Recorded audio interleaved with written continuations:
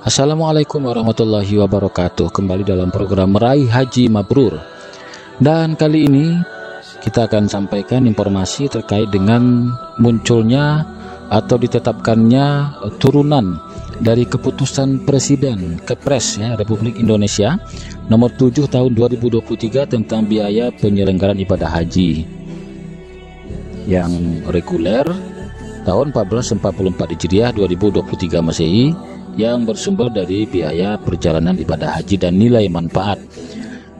Karena Kepres ini secara regulasinya mesti ada peraturan secara teknis yang ditetapkan oleh kementerian terkait, maka Menteri Agama mengeluarkan sebuah KMA nomor 352 tahun 2023 10 April 2023 ini.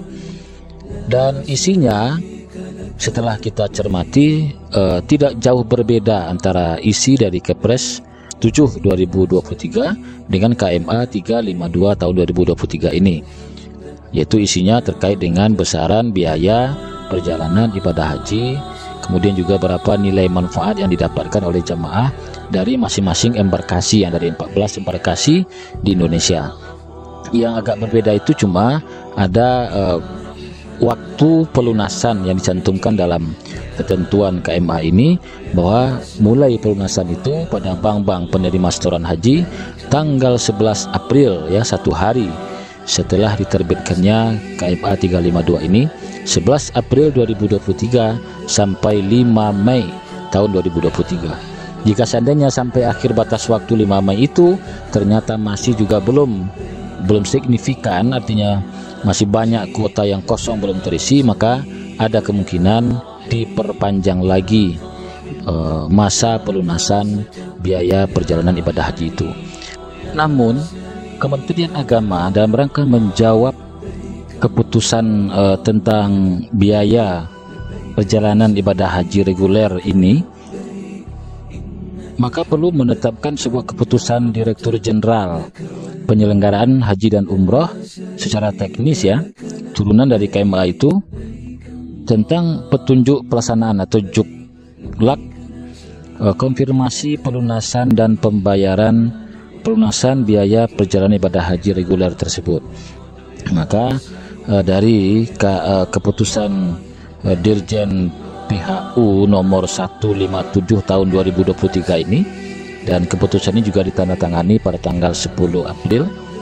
Sebagai kesimpulannya itu adalah beberapa yang mesti menjadi pedoman bagi jemaah haji, bahwa pembayaran pelunasan itu dilakukan mulai tanggal 11 April sampai 5 Mei 2023 dan mulai pukul 8 pagi waktu Indonesia Barat sampai dengan 15.00 waktu Indonesia Barat jam 3 sore.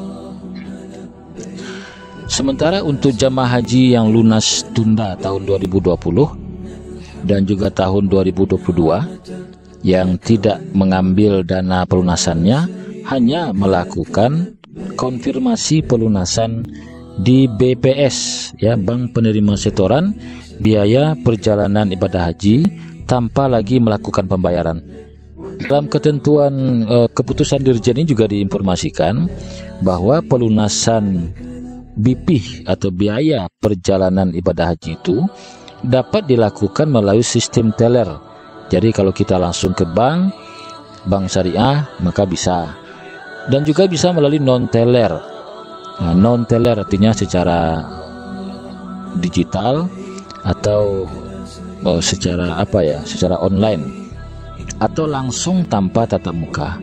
Jadi ini juga bisa dilakukan misalnya sistem transfer melalui pembayaran di bank-bank syariah.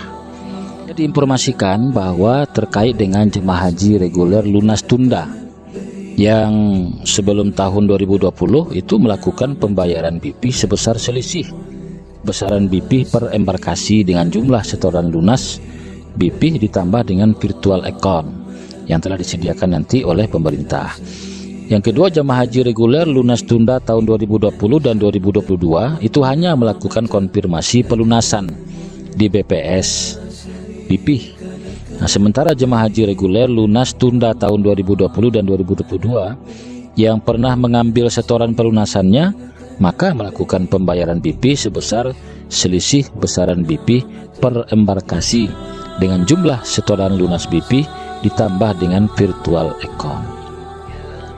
Yang keempat itu jemaah haji reguler lunas tunda yang telah melakukan konfirmasi pelunasan dan pembayaran BP melapor ke kantor Kementerian Agama Kabupaten dan Kota.